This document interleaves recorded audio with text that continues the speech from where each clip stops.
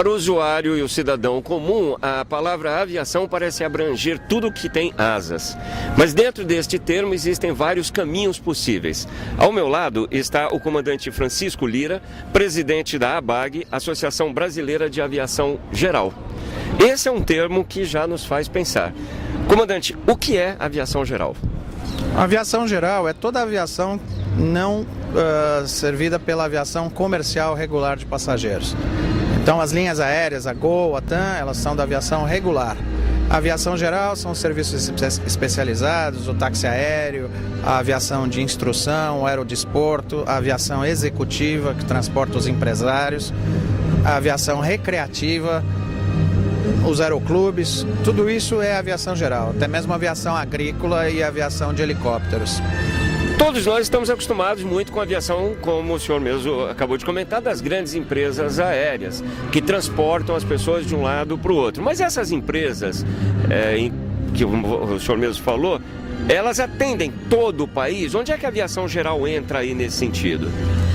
No Brasil, há 5.600 municípios aproximadamente.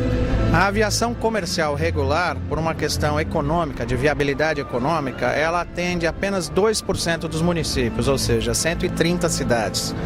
Então, das 5.600 cidades que há no Brasil, apenas 130 são servidas por linhas regulares.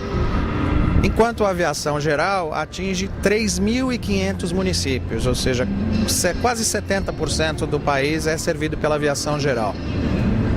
É uma razão econômica para isso, porque a aviação comercial ela depende de atingir um índice de ocupação do avião da ordem de 60% a 70%.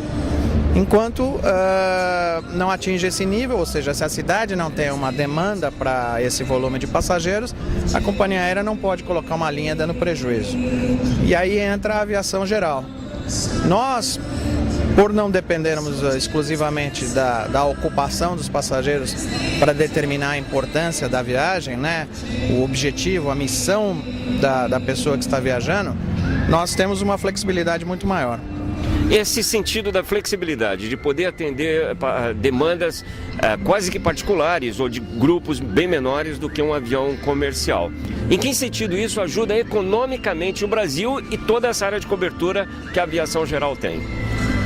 Então, nos anos 80, haviam 300 cidades servidas pelas linhas regulares. Isso caiu ao longo dos anos para 130. Qual é a consequência perversa desse movimento econômico? É que as cidades vão ficando à margem do desenvolvimento. Então, o empreendedor, que é aquele empresário que, a bordo de uma aeronave da aviação geral, ele visita uma pequena cidade para verificar se há naquela cidade potencial para a criação de um negócio, criação de uma indústria, criação de um agronegócio, que vai dar emprego para a população, desenvolvimento para a cidade e que vai trazer a retenção dos jovens que não vão precisar migrar e se marginalizar nos grandes centros. Eles vão encontrar emprego na sua pequena cidade. Então nós atingimos 3.500 cidades e nós levamos os empresários e investidores a elas. Isso é de uma relevância importantíssima para a nação brasileira, porque à margem do desenvolvimento, a cidade aos poucos vai se transformando numa cidade dormitório, depois numa cidade fantasma, onde é uma população apenas de idosos, porque os jovens foram obrigados a buscar emprego em outros centros maiores. Então, ao incentivar a aviação geral, o governo também vai estar promovendo a inclusão social, porque nós levamos possibilidade, um sonho de crescimento, um sonho de conseguir renda e emprego às cidades que hoje estão marginalizadas no sistema de transporte aéreo brasileiro.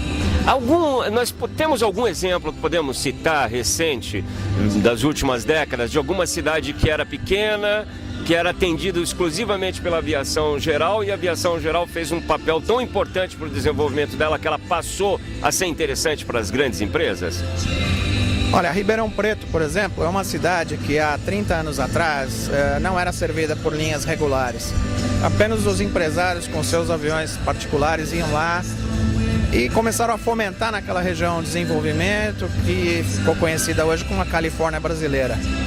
a cidade cresceu, a cidade ganhou volume, ganhou população e começou a mostrar demanda para as companhias aéreas. Hoje em dia, eu fiquei sabendo hoje aqui na feira que eles estão com 500 mil de passageiros de linhas regulares.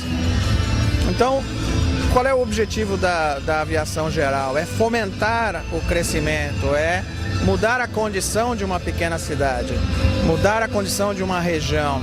E também um aspecto muito importante, da soberania no país. Então, o Brasil tem que ter uma ocupação territorial para nós exercermos a soberania. Então, se nós exercemos a soberania aérea em apenas 130 cidades, né, nós estamos realmente cumprindo o nosso papel? Eu penso que não. Então, a aviação geral exerce um papel fundamental. E dentro da aviação geral também está a instrução de pilotos, que depois vai ser a mão de obra que o crescimento da aviação comercial exige. Então, se a aviação comercial está crescendo a ritmos chineses de 17% ao ano, quem vai formar esses pilotos se não for a aviação geral? O piloto não nasce pilotando um Boeing. Aí você tocou num ponto interessante. Novamente, nós precisamos de ter mão de obra qualificada. Ele vai ter que começar com um avião menor, que aí entra a questão da aviação civil. Aliás, desculpe, da aviação geral. Então, essa feira é a Feira Nacional da Aviação Civil. E a aviação civil é formada pela aviação comercial e pela aviação geral.